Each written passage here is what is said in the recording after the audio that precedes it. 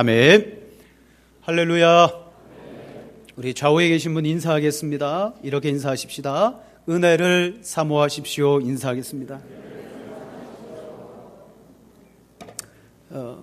여러분, 은혜를 사모하는 사람은 이 겉으로 그 사모하는 모습이 나타납니다. 뭔가를 간절하게 먹고 싶어하는 사람은요, 뚫어져라 그 먹을 음식을 쳐다보고요, 언제 될까, 언제 나에게 줄까, 그렇게 기다려요. 여러분, 외람된 말씀이지만 제가 이 앞에 서서 설교를 하다 보면 그렇게 은혜를 사모하는 분들이 눈에 띕니다. 여러분, 말씀을 듣는 그 태도가요, 우리의 이 내면을 표현하거든요.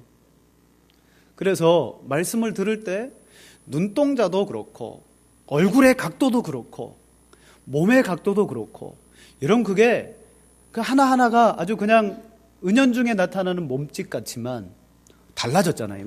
달라졌어요. 예. 그렇다니까요. 정말 하나님의 은혜를 사모하는 사람은 예배의 태도나 기도의 태도가 다를 뿐만 아니라 말씀을 들을 때도 여러분 1층과 2층이 같을 줄로 믿습니다. 이 앞자리와 뒷자리가 동일하게 될 줄로 믿습니다. 예, 그래야 되는 거예요. 처음부터 설교 시간이네, 이미 이 마음이 들어오면요, 주보에 오타만 계속 찾게 됩니다. 여기 참 불행한 거예요. 기대가 없고 소망이 없다는 거예요. 말씀이 들어가 여러분 살아날 줄로 믿습니다. 아멘. 오늘 말씀의 제목이 우리 한번 같이 읽어볼까요? 성경이 풀어지네. 그냥 읽으면 재미없습니다. 어감을 줘야 됩니다. 성경이 풀어지네. 기독서점에 가면 성경이 읽어지네 라는 책이 있습니다. 제가 거기서 제목을 좀 인용했습니다. 성경이 풀어진다. 좋은 말입니다. 그런데 이 풀어진다는 말, 특히 성경이 풀어진다는 것은 제 기준에서 신앙생활을 해오면서 교회 안에서는 좀처럼 이런 표현을 잘 안 썼습니다. 여러분, 성경이 풀린다는 의미가 뭐예요? 풀린다는 것. 시험 시간에 너무 어려운 문제를 만났습니다. 근데 못 풀고 있었는데 순간적으로 실마리가 잡히면서 이게 풀리는 거, 그게 풀어지는 거거든요. 꽁꽁 묶인 보자기가 있습니다. 도대체 이 안에 뭐가 들었는지 풀어야 아는데 안 풀리는 거예요. 어떻게 하다 보니까 하나가 딱 풀려요. 풀려지면서 그 속에 있는 내용물이 보이는 것처럼 성경이 풀린다는 의미는 성경의 말씀이 이해가 되고 영적인 진리가 깨달아진다는 거예요. 그건 좋은 말입니다.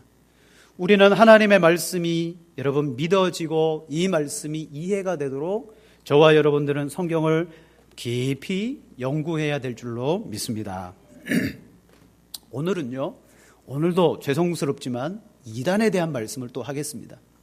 왜 자꾸 제가 시간마다 한 달간 이단을 이야기하느냐? 그러더라고요. 이단이 들어와서 활동하는 것을 막을 길은 없다. 그러나 이단이 들어오는 것은 막을 수 있다. 그래서 끊임없이 교회는 예방주사를 맞듯이 이단에 대해 경계하고 바른 신앙에 대해서 강조할 때 성도들이 조심하게 된다. 그래서요, 제가 한 달 동안, 한 달 됐습니다, 이단 얘기만 주구장창 하는 거예요. 그래도 여러분 하나님의 말씀으로 받아주시기를 바랍니다. 오늘 베드로 사도가 이런 경고를 주고 있습니다. 우리 16절 말씀을 같이 한번 읽겠습니다. 또 그 모든 편지에도 이런 일에 관하여 말하였으되 그 중에 알기 어려운 것이 더러 있으니 무식한 자들과 굳세지 못한 자들이 다른 성경과 같이 그것도 억지로 풀다가 이러느니라. 아멘. 다른 건 몰라도 끝에 보면 다른 성경과 같이 그것도 억지로 풀다가 스스로 멸망에 이르느니라. 이것은 그들이 성경을 이전에도 억지로 풀려고 했던 그런 시도들이 많았다는 거예요. 그 결과 그들은 스스로 멸망에 이르렀다. 지금 베드로 사도는 이 서신을 받아든 성도들에게 예언의 말씀과 성경의 말씀을 억지로 풀지 마라. 그것은요, 자의적으로 그리고 억지로. 여러분, 이 말은 비성경적인 해석을 해서는 안 된다는 거예요. 자, 오늘 베드로 사도가 이 말씀을 하면서 먼저 1장 20절에 이와 같은 말을 또 했습니다. 먼저 알 것은 성경의 모든 예언은 사사로이 풀 것이 아니요. 이미 앞에 전제하기를 성경은 사사로이 풀어서는 안 된다. 뒤에 결론을 맺기를 다른 성경과 같이 억지로 풀려다가는 멸망에 빠진다. 여러분, 우리가 조심해야 될 부분이 이 부분이에요. 말씀을 해석하고 전하는 저도 여러분 그렇게 자의적으로 해석하면 안 됩니다. 제가 배운 인생의 경험이나 배운 지식이나 철학이나 이걸 가지고 성경을 풀면요 안 되는 거예요. 특히 오늘 이단들은 뭐라고 말하느냐? 자기들에게 오면 자기들이 이 성경의 모든 말씀을 다 풀어준다고 주장합니다. 그리고 그들은 특히 다른 것 가지고 성경을 해석하지 않습니다. 우리는 성경으로 성경을 해석합니다. 여러분, 성경으로 성경을 해석한다? 언뜻 들어보면요 이거 틀린 말 아닙니다. 바른 성경의 해석 방법입니다. 그런데 성경적으로 들리지만 실은 그들이 푸는 방법이 말은 그렇게 하지만 성경적인 해석의 방법이 아니더라는 거예요. 만약 그런 해석에 빠지게 되면 오늘 베드로의 그 경고처럼 어떻게 될까요? 17절 말씀 보세요. 17절을 같이 읽겠습니다. 그러므로 사랑하는 자들아 너희가 굳센 데서 떨어질까 삼가라. 성경을 스스로 자의적으로 그렇게 풀려고 애쓰고 노력하다가는 멸망당하고 너희가 굳센 데서 떨어질 수밖에 없다. 여러분, 이게 오늘날의 문제가 아니라 초대교회 때도 이와 같이 잘못된 성경 해석으로 사람들을요 믿음 안에서 넘어뜨리고 신앙 안에서 여러분 빼앗아가는 일들이 많이 있었다라는 거예요. 오늘날 대표적으로 신천지라는 이단은 그들에게는 예수의 영이 임하여 있는 말씀의 목자가 그들에게 있어요. 여러분, 성경은 분명히 하나님의 보혜사인 성령을 제자들에게도 주고 믿는 자에게 다 준다 그랬는데 그들은 자기의 그 선생님이 그 예수의 영을 받았다는 거예요. 그래서 오직 그 선생님만이 성경을 풀어줄 수가 있고 특히 요한계시록의 말씀을 그 선생님이 풀어준다는 것입니다. 그들은 비유풀이라는 방법으로 성경을 풀어야지만 성경이 풀린다 그래요. 그런데도 참 재밌게도 이 비유풀이를 쓰는 이단들이 참 많습니다. JMS, 정명석이 교주죠. 통일교도요 비유풀이 방법으로 성경을 가르쳐요. 하나님의 교회 다 비유풀이를 써요. 그러면 어떻게 공통적으로 이단들이 다 비유풀이를 쓰느냐? 그 이단이라는 것도요 가계가 있고 줄기가 있어요. 선배 이단들이 비유풀이로 재미를 봤어요.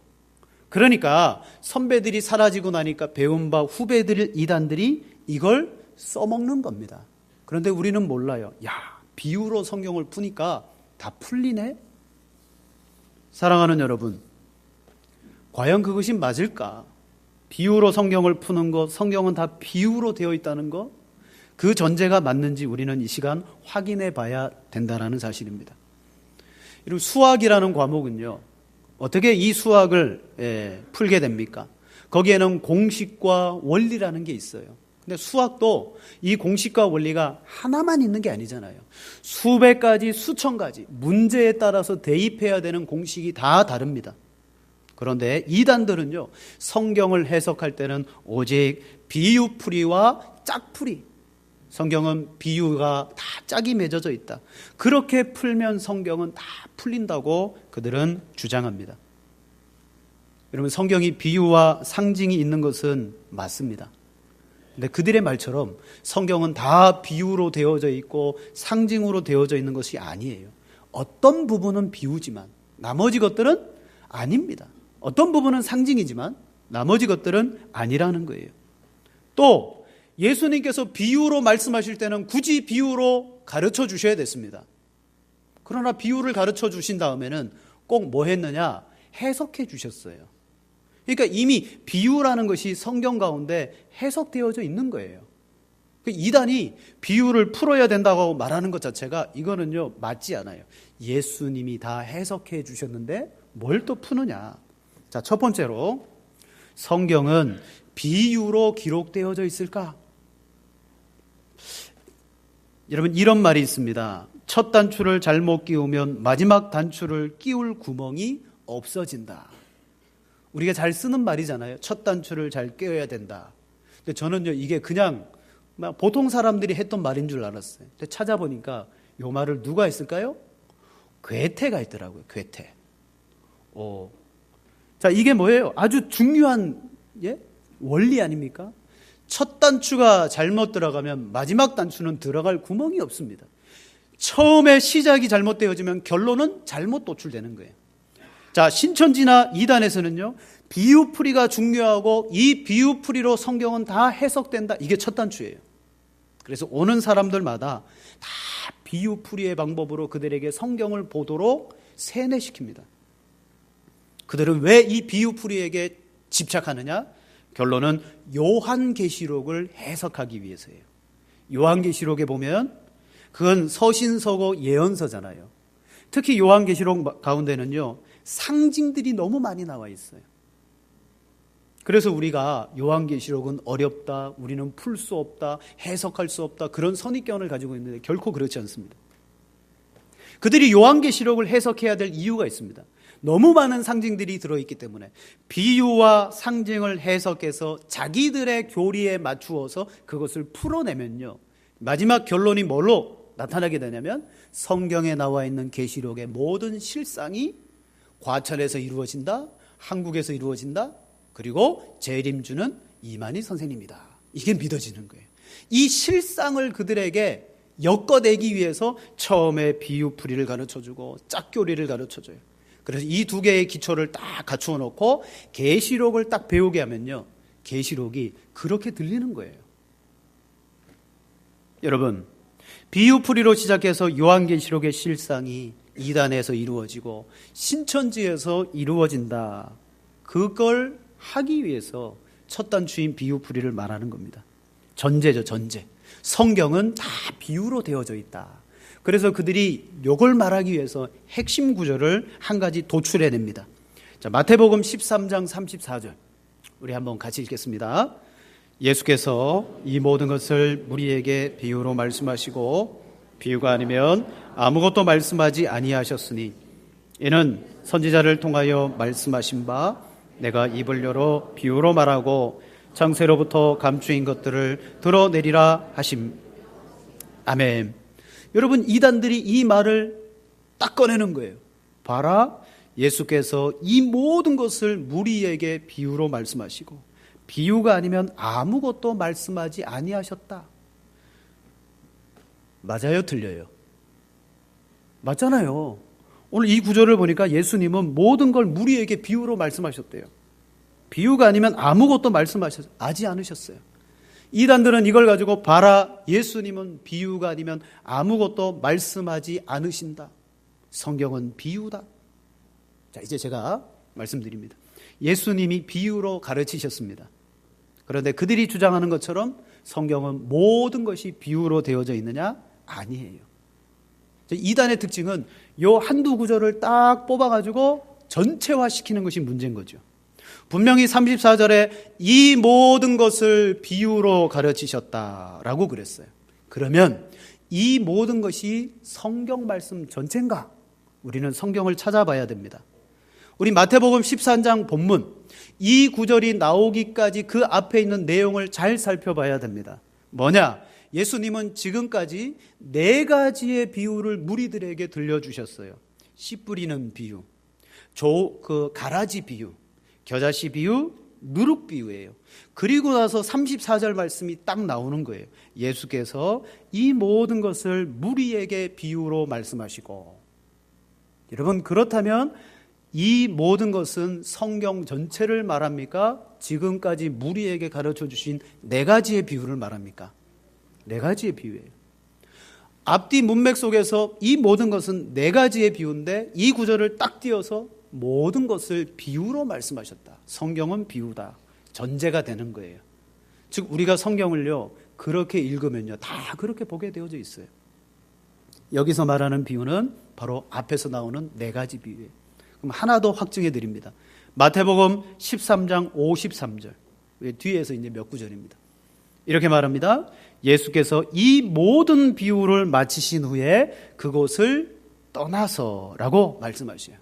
자, 이 모든 비유를 마치신 후에, 그럼 이 모든 비유는 성경에 나와 있는 말씀이 다 비유냐?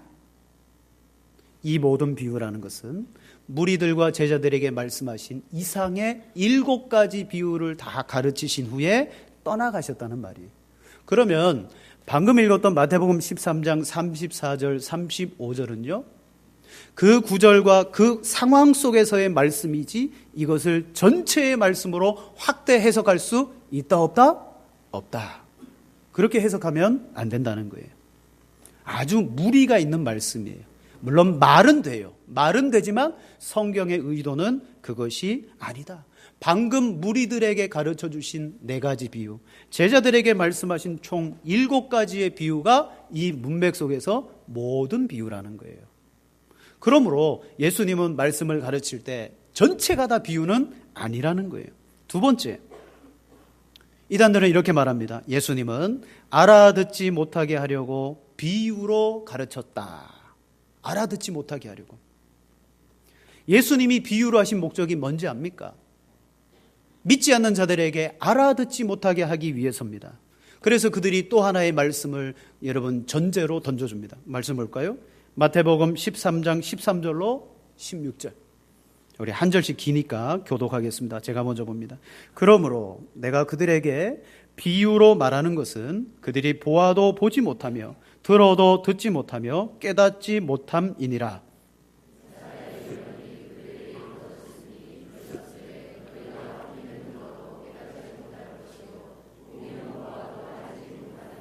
이 백성들의 마음이 완악하여져서 그 귀는 듣기에 둔하고 눈은 감았으니 이는 눈으로 보고 귀로 듣고 마음으로 깨달아 돌이켜 내게 고침을 받을까 두려워함이라 하였느니라.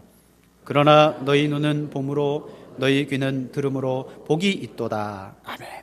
여러분, 이 구절의 말씀은요, 기존 교회 성도들도 오해하는 말씀이에요. 이 구절 자체만 딱 보면 예수님은 저들이 들어도 알지 못하고 보아도 보지 못하고 깨닫지 못하도록 비유로 감추셨구나. 우리가 이 구절을 그렇게 해석하고요, 이단들도요 그대로 적용합니다. 왜 예수님이 비유로 말씀했는지 압니까? 택한 자들에게는 이것을 열어 보여주시지만 그렇지 않는 사람들에게는 감추기 위해서입니다. 예수님이 말씀하셨어요. 그들이 보아도 보지 못하며 들어도 듣지 못하며 깨닫지 못함이라. 그런데 이것은요, 뭘 뜻하냐면 그들이 아무리 예수님이 비유로 쉽게 가르쳐 주어도 마음이 완악해서 깨닫지 못한다라는 것을 이야기하는 거예요.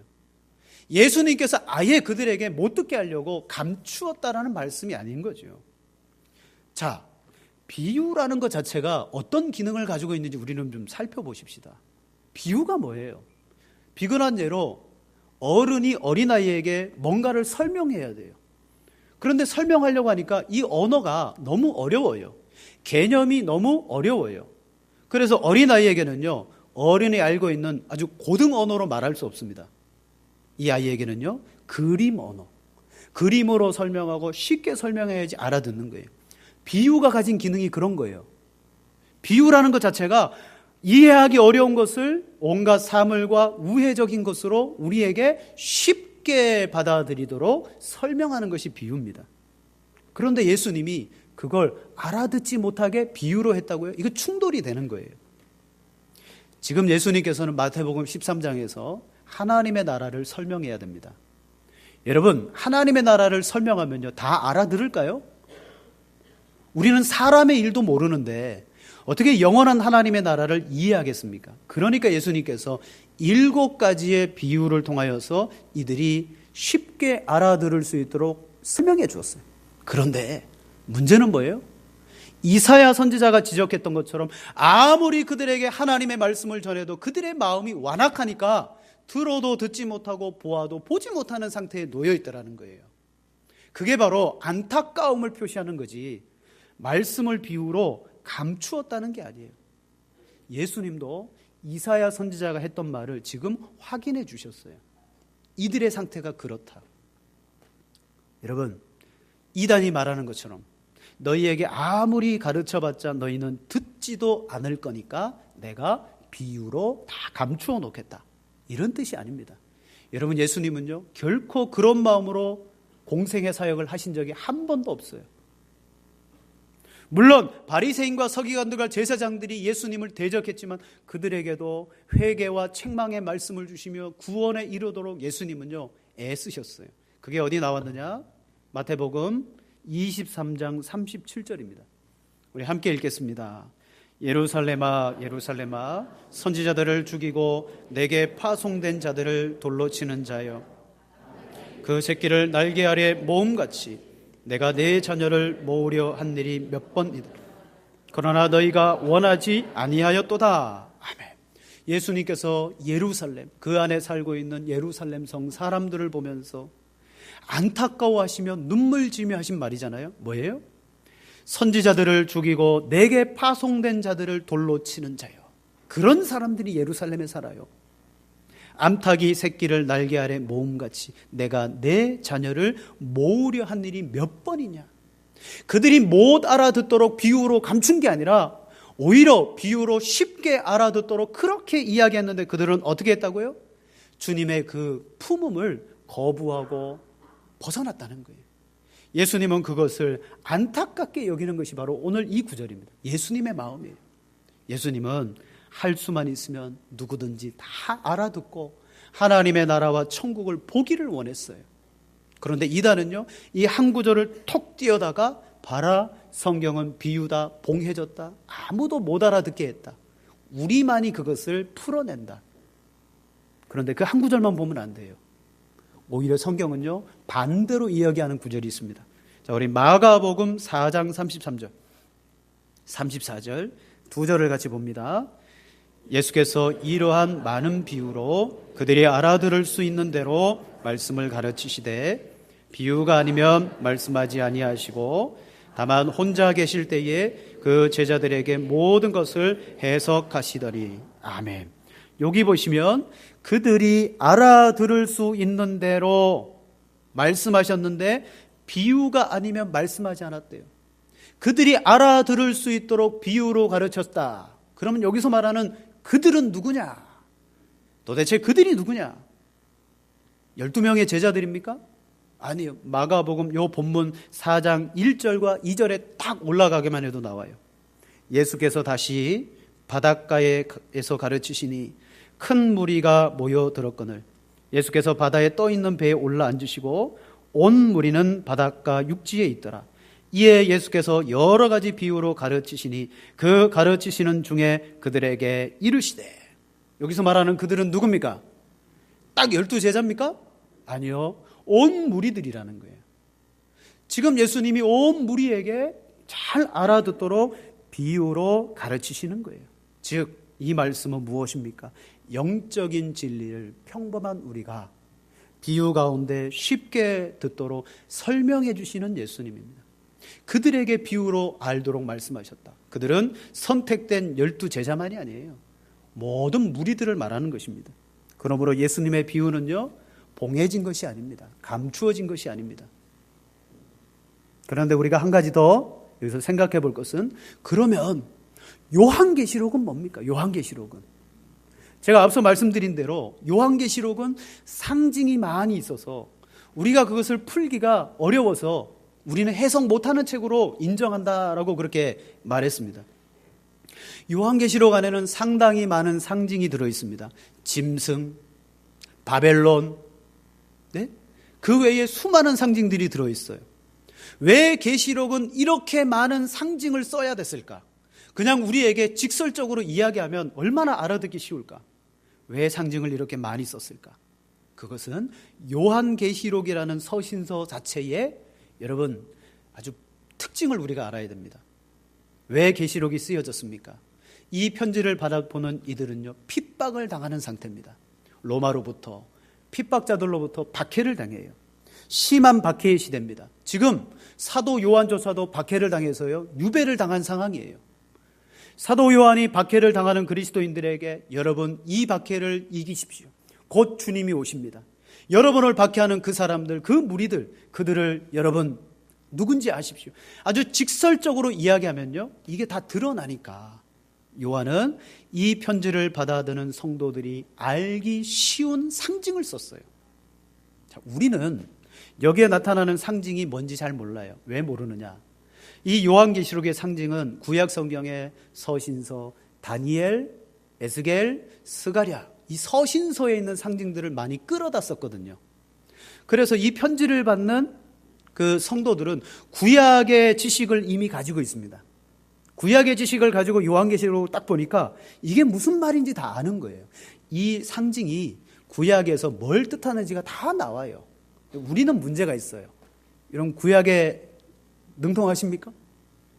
우리 구약을 모르잖아요. 또 구약의 선지서의 말씀의 상징들이 우리도 아예 어렵다고 보지 않잖아요. 그러니까 그들은 이 상징을 보고 이것이 무엇을 가리키는지를 금방 아는 거예요. 또 박해자들에게는 이것이 무엇인지 모르게 하는 거예요. 상징이니까. 근데 오늘날 우리에게 이게 문제라는 거예요. 너무 상징이 많아요. 구약적인 지식이 없어요. 그러다 보니까 우리는 이 요한계시록을 우리는 해석할 수 없는 책이라고 말하는 거예요. 아닙니다. 여러분, 구약의 서신서들을 잘 읽어보고 요한계시록의 말씀을 보면요, 이게 알아지게 되어져 있는 말씀입니다. 자, 보세요. 이 신천지나 이단들의 전제는 이거예요. 성경은 비유로 되어져 있다. 봉해져 있다. 그걸 푸는 열쇠는 비유풀이다. 봉해 있다라는 전제를 말합니다. 계시록도 봉해져 있다. 그거 비유로 풀어야 된다. 그게 아닙니다. 여러분, 자기 입맛대로 그렇게 성경을 이걸로 풀고 저걸로 풀어서 변형시키는 것, 이게 오늘 사도 베드로가 말하는 자의적으로 성경을 푸는 거라는 것이죠. 자, 마지막 세 번째, 이단들이 비유풀이를 완성하는 것이 무엇이냐? 짝교리입니다. 짝교리. 모든 성경은 영적인 비유로 감추어져 있고 이 비유가 나타내고 있는 실상은 저 짝이 있다는 거예요. 여러분, 비유풀이의 끝이 짝풀이입니다. 비유라는 것에서 뭔가 하나 도출되면요, 이게 다른 짝과 딱 맞아진다는 거예요. 그래서 처음 비유풀이를 배우면요, 성경을 무조건 찾아요. 몇 구절, 어느 구절, 어느 구절 다 찾아서 연결시켜주면 그게 짝이 맺어지는 거예요. 짝이 맺어지면 이게 막 마음속에서요, 성경이 풀어지는 희열을 느끼는 겁니다. 여러분, 비유는 밀봉되어져 있고 감추어진 것이기 때문에 아무나 접근할 수 없다.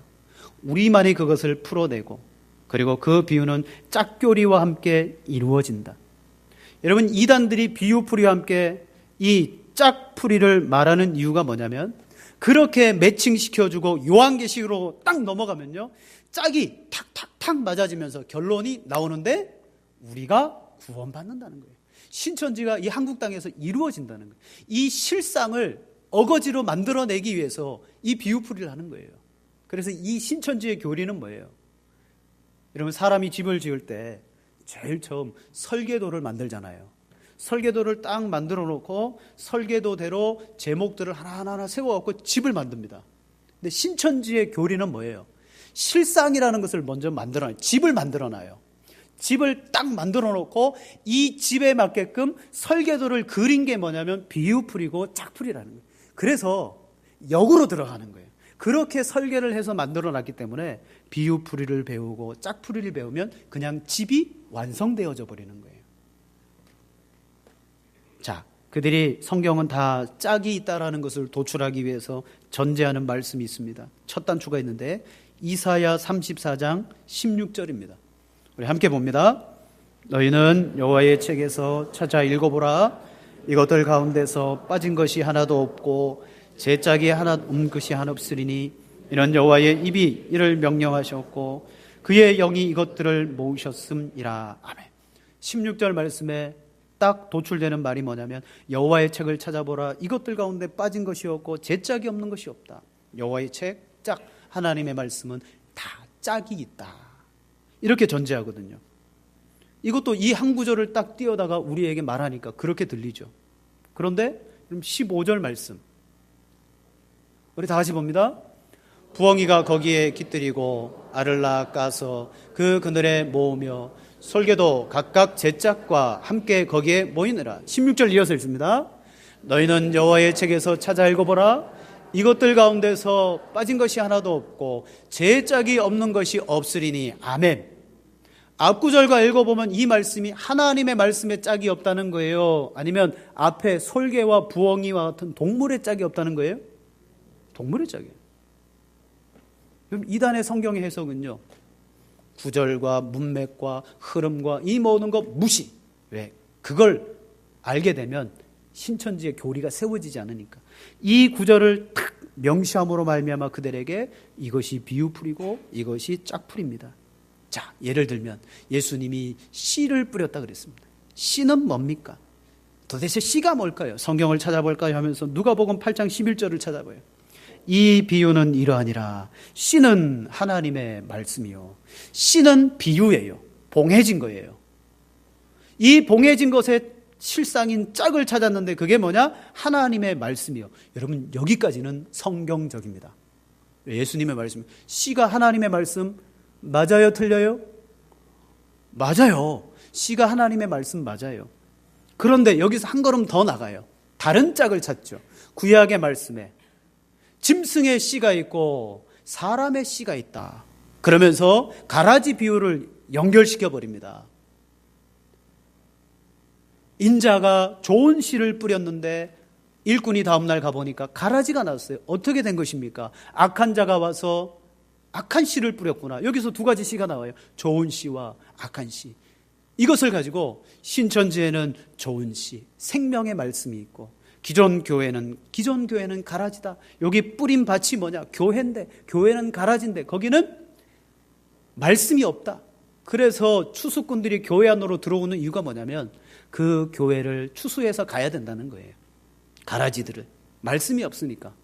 이렇게 해서 짝을 맺어지면요, 이게 말이 되는 거예요.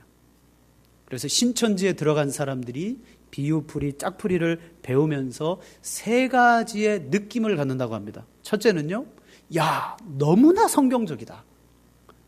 딱 들으면서요, 이건 진짜 성경적이다. 여러분, 우리 성도들 죄송합니다. 성도들이 무엇을 가지고 성경적이라고 말하냐면 참 단순해요. 누군가 내게 와가지고 성경을 딱 펼쳐놓고 이 성경과 이 성경을 인용해가지고 성경을 연결시키면 그걸 성경적이라고 말하는 거예요. 그거 성경적이 아닙니다. 둘째는 딱 들으면 이거 이상한데? 이렇게 느껴야 되는데 그들의 느낌은요, 야, 지금까지 내가 신앙생활을 하면서 느껴보지 못했던 아주 생소한 것이다.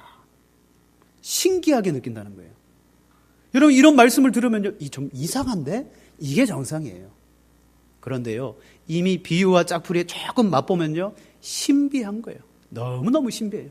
기존 교회는요, 말씀을 주면 그 말씀 가운데 이 비유의 앞뒤 맥락과 배경과 예수님 무슨 말을 했는지 교리적인 이 배경을 이야기하면서 예화를 섞어가면서 이야기하는데, 이들은 성경만 연결시켜 주는데 너무 신기하게 말이 쫙 되는 거예요. 그래서 느끼는 게 신기하다. 세 번째는요, 재밌다는 거예요. 너무너무 재밌습니다. 여러분, 하나하나가 내가 잘 몰랐는데 그들이 연결해 주는 것을 막 보니까요, 스스로 말하기를 말씀이 꿀같이 여겨지는 거예요. 그렇게 됩니다. 아주 간단 명료하고 심플해져요. 거기다가 아무도 해석하지 못한다는 요한계시록을 이 비유와 짝으로 딱 대입해 보니까 막 실상들이 나타나는데, 이게 한국 땅 안에서 지금 다 이루어져 가고 있는, 그래서 재림주는 한국 땅에 임하는 것으로, 그리고 마지막 날에는요, 모든 사람들이 우리에게 절하며 우리를 만나기 위해서 비행기 타고 다 온다는 거예요. 그들은 말합니다. 그때 아무에게나 비자를 주지 않는다고. 그들이 보화를 가지고 우리에게 다 오니까 여러분은 지금은 헌신해라, 봉사해라, 전도해라, 그거라는 거예요. 여러분, 비유풀이가 그들이 첫 단추를 꿰게 하는 전제, 모든 것이 비유다. 아닙니다. 모든 것을 비유로 말하지 않았어요. 그 모든 것은 바로 앞뒤에 있는 그 장면 속에서의 비유만이었어요. 또한 다 밀봉되어져 있다? 그렇지 않습니다. 어린아이라도 이 성경을 읽으면요, 해석이 되고 믿어지는 거예요. 덮어놓고 예수님은 우리에게 감추어 놓은 게 아니에요. 예수님의 마음은 오늘 우리가 이 성경을 다 보고 우리가 이 성경 안에서 예수님과 하나님의 나라를 만나게끔 하신다는 거예요. 그러므로 여러분, 성경을 이렇게 사사로이 푸는 저들의 전략과 의도를 간파하셔야 됩니다. 마태복음 13장 36절 37절에 이렇게 말합니다. 이에 예수께서 무리를 떠나사 집에 들어가시니 제자들이 나와 이르되 밭에 가라지의 비유를 우리에게 설명하여 주소서. 대답하여 이르시되 좋은 씨를 뿌리는 이는 인자요. 예수님은 제자들에게 비유를 분명히 말씀하셨어요. 그런데 비유만 말씀하시고 덮어놓은 게 아니라 제자들이 우리에게 가르쳐 주소서. 그러니까 예수님이 그들에게 해석해 줍니다. 비유는요, 다 해석되어진 말씀입니다. 또 누군가에 의해서 그걸 해석하고 풀 필요가 없어요. 지금 예수님을 처음 믿는 사람도 앞에 비유를 보면 뒤에 해석을 보고 아, 예수님의 말씀이 이 말씀이구나, 천국은 이런 것이구나, 다 아는 거예요. 근데 굳이 그걸 또 해석해야 될, 풀어야 될 방법, 이유가 뭐가 있겠습니까? 말씀을 마치겠습니다. 한 외국인이 있었습니다. 자기가 자기 나라에서 한국을 흠모해서요, 한국어를 배우기 시작했어요. 한국어를 막 배우는데 처음에 언어를 배울 때 단어를 배우잖아요. 단어. 이 사람이 한국 단어책을 보고 단어를 많이 외운 거예요. 그래서 단어가 많아지니까 한국에 가서 내가 이걸 좀 써먹어 봐야 되겠다. 그래가지고 단어만 아는 채 한국에 왔습니다. 여러분, 단어를 몇 가지 조합하면 말이 되잖아요. 말이 되는 거거든요. 그렇게 해가지고 한국에 와서요, 식당에 가서 음식을 먹기 위해서 식당 앞에 섰습니다. 식당의 간판을 보는 순간 다리가 후덜거리고 그는 떨기 시작했습니다. 왜? 자기가 그 글씨를 읽어보니까 이렇게 되어 있는 거예요. 할머니 뼈다귀 해장국. 단어 하나하나. 할머니 뼈다귀 해장국. 그 사람이 단어만 아는 상태에서 그걸 풀어보니까 영락없이 할머니 뼈다귀의 해장국이 돼. 너무 무시무시한. 이 사람이 그 간판을 보자마자 너무 충격을 받는 거예요. 그럴 수 있죠. 왜? 단어만 아니까. 앞뒤 맥락이 없으니까. 우리는 다 알아요. 아, 저기 할머니가 오랫동안 뼈다귀 해장국을 하셨는데 너무 맛있나 보다. 원조인가 보다. 가서 먹어야지. 우리는 다 시대적 상황과 문화와 배경과 다 가지고 있으니까 그게 무슨 말인지 전혀 어렵지 않잖아요. 외국인은 단편적인 거, 여기에서 자르고 저기에서 자르고 단어만 알아갖고 탁 꿰어 맞추면 말이 되는데, 신천지 이단의 비유풀이와 짝풀이가 그런 거라는 거예요. 여러분, 성경은요 반드시 그 문맥이 있습니다. 제가 아까 그 모든 것 비유로 말씀하셨다. 그 모든 것도 한 구절이 아니라 그 문맥 안에 모든 것은 앞에서 말한 비유들을 말한 것이다. 그래서 예수님은 다 비유로 말한 게 아니다. 짝? 내가 그 책에서 짝을 찾아보라. 짝이 없는 것이 하나도 없다. 마치 성경이 다 짝짝짝짝인 줄로 하지만 그 앞에 있는 구절을 보니까 그 구절은 짐승, 동물, 새들의 짝을 이야기하는 거예요.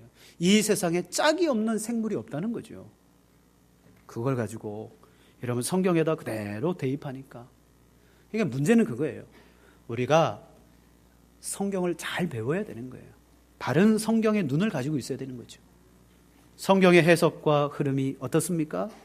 우리가 가지고 있는 시대적 상황과 여건을 가지고 그대로 보면 그것도 잘못됐어요. 성경은 2000년 전에 유대인에게 준 말씀이에요. 그런데 2000년 이후에 한국인의 관점으로 우리의 현대의 문물로 그 성경을 보면요, 이것도 자의적으로 해석되어지는 거예요. 항상 우리는 2000년 전에 유대인에게 주신 관점으로 성경을 볼 때 이게 더 이해가 되는 거죠. 자, 말씀을 마칩니다. 여러분, 하나님의 말씀은 우리에게 구원을 주시는 말씀이에요. 이 말씀을 우리들도 잘 해석하고 보면 놀라운 복과 구원의 말씀입니다. 제가 예방주사를 놓는 거예요. 네. 여러분이 말씀 해석에 이렇게 와서 참 신기빠끔하게 해석하는 사람이 있으면 이상하다 생각하셔야 됩니다. 잘 풀어진다, 신기하다, 재밌다. 아, 위험합니다. 오늘 굳센 데서 떨어질까 조심하라. 여러분, 믿음을 지키시는 여러분 되시기를 주님의 이름으로 축복합니다. 우리 합심으로 한번 기도하겠습니다. 하나님, 오늘 우리에게 주신 하나님의 이 성경의 말씀, 우리가 읽고 보며 순종하며 이 말씀을 깊이 알 수 있는 은혜를 주옵소서. 우리 교회가 건강한 말씀에 해석이 있게 하시고 진리의 말씀 위에 서 있는 교회가 되게 하여 주시옵소서. 결코 악한 이단들이 교회와 또 우리 자신들을 미혹하지 못하도록 우리가 바른 성경 해석관을 가지게 하여 주시옵소서. 우리 다 같이 기도드리겠습니다.